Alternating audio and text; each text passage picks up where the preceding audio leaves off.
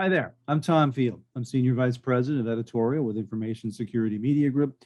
I'm talking today about board members mitigating their security risks. Speaking today with Christopher Pierson, is a founder and CEO of BlackCloak. Chris, always a pleasure to catch up with you. Absolutely great to be here, Tom. Excited about this topic.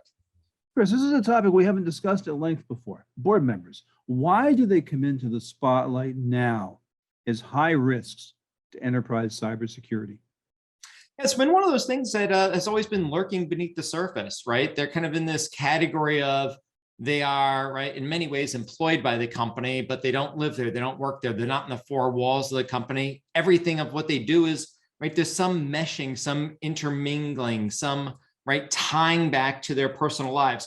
From our viewpoint, I mean, board members are inextricably intertwined in their personal lives and into the company, and there really is no differentiation. So in terms of cyber criminals, in terms of people that are looking for intellectual property, looking to sell or short stock, get ahead of the curve, or just folks looking for reputational and wanton destruction. I mean, board members are there. They're not necessarily protected by the company, and their personal lives absolutely can come back to haunt the company at the end of the day. So let's drill down into some of the specific risks. I'm going to name some of these. I want you to tell me why they're so risky. So here are some characteristics of board members. One, their professional and their personal lives are totally entangled. Why is that an issue? I mean, there's no deciphering the two, none whatsoever.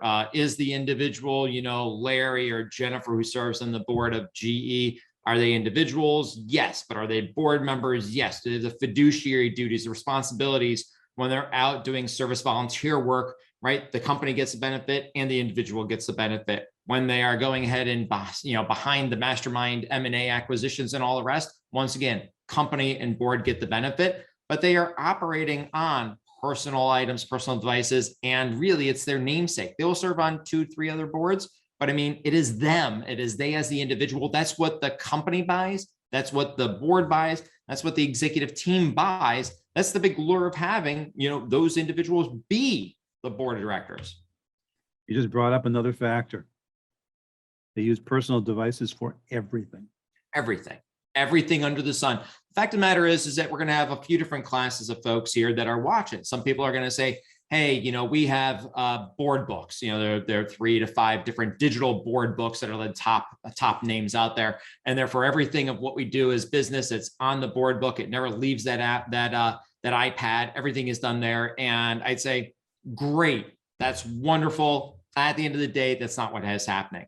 They are calling, texting, tweeting, using their Gmail, using their personal email address, doing it during board meetings. That's what they're doing when they're looking down their devices. They're texting each another about the board meetings, and they're sharing things at a time. And when they say, hey, Mr. Ms. CISO, right? Or COO or CFO, can you send me X, Y, and Z? Can you send me this? They're getting that PDF, that Excel, that whatever it is, documentation coming back to their personal email address.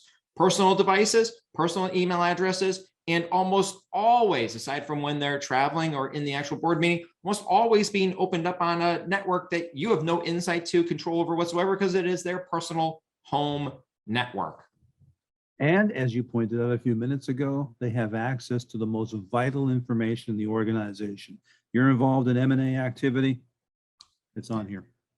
Absolutely. I mean, when you think about M&A activity obviously it depends on the size of your company, right? When you're talking about M&A activity, that is planned out, some 24 months ahead of time, 18 months ahead of time.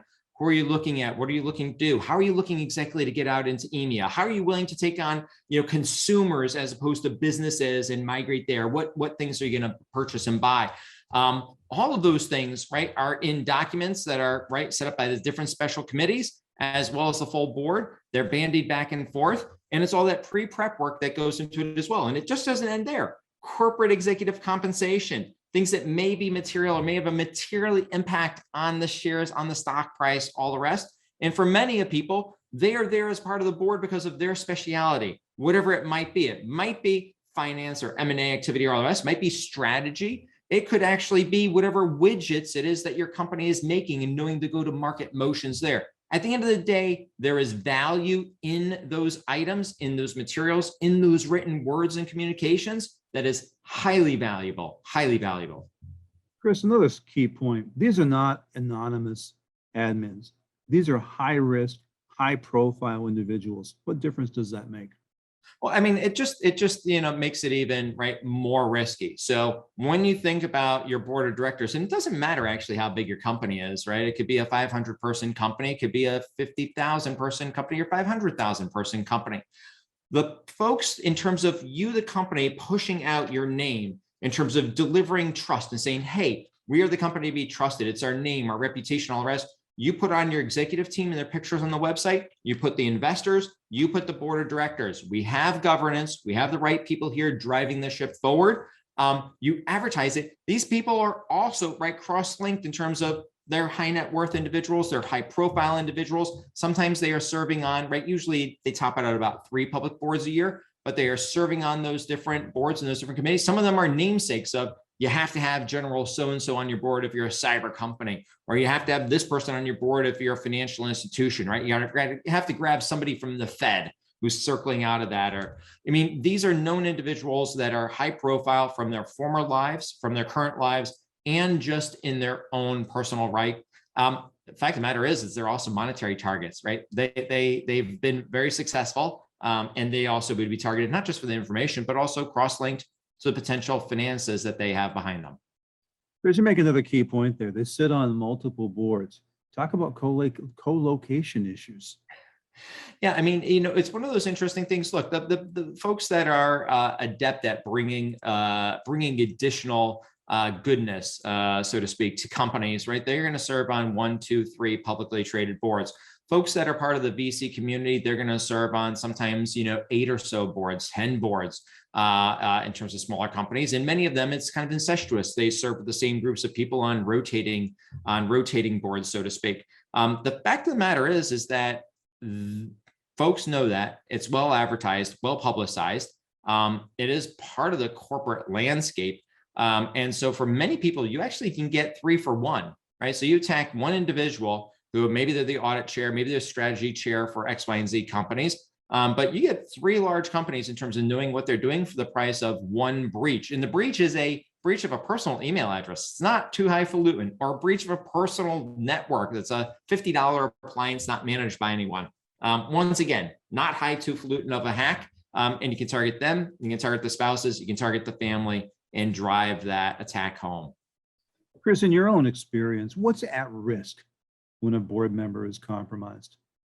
Yeah, I mean, so you have multiple different things. I'll give you 2 examples here. Actually, one that literally just happened this week, and giving you a little bit of an older one that is, it's an amazing case study. We had one large corporate, a Fortune 500, that they had a few investigations that were going on into some improprieties on the SEC side, a few different trades ahead of time, ahead of good news, ahead of bad news, all timed to make money.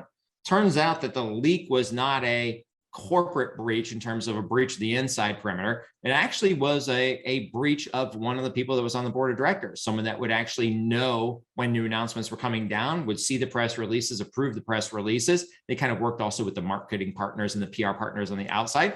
And as a result, you now have not only a legal risk and a cybersecurity risk and a financial risk, you have a reputational risk, but you also have this big burden coming down on the CISO and the general counsel, and quite honestly, the CEO. I mean, kind of the buck stopped there in terms of who's opening up their mouth. Turns out nobody, all good people. They just weren't protecting their personal life. Second one, literally, Tom, just happened the past week. We just spoke to a CISO who essentially said their company figured out why it was outed in an M&A acquisition. They actually had to back away from it. This would have been a large acquisition in the billions, large acquisition. They were actually outed because of the personal travels and some of the personal postings, information that was found out about that individual that was traveling to different locations. And it was one company buying another company, and there was no reason to travel to the specific location but for seeing this company.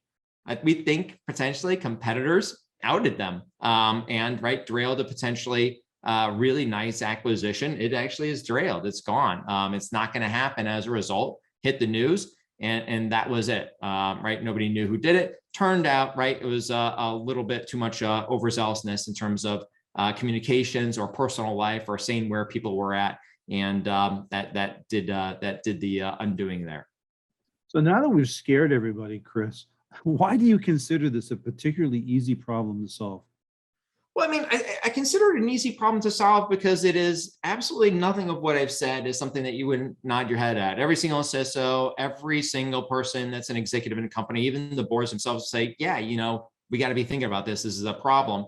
And it's something that's easy to solve because there's a solution for it. Treat the personal lives of your executives just in the same form or fashion as you would, or treat the personal lives of your board of directors, the same way you would your executives. If you protect your executives in their personal lives, the same thing applies back into the board of directors. Protect them in their personal lives, protect their digital health in terms of their privacy, making them less of a target, their cybersecurity in terms of their devices, the education and training that they need not to get compromised, not to do extra posting, making sure privacy settings are good. I mean, these are all things that can be solved and give peace of mind back to the CISO so they know that the leaks aren't going to come from that extra added group of folks that sometimes we forget about, the board of directors and the observers and that team. It goes beyond just executives. It goes to that group of team. They're on your team too. Chris, bring it back to BlackCloak. How are you helping your customers tackle these challenges today?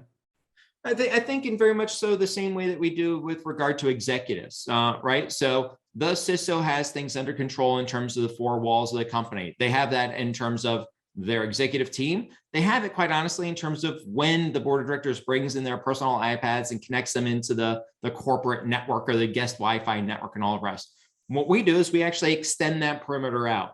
We end up protecting the board of directors. Once again, no information back into the company, aggregate statistics only, but we end up protecting the board of directors in their personal lives so that their privacy attack surface is decreased. All their devices are monitored, watched, protected, and responded to.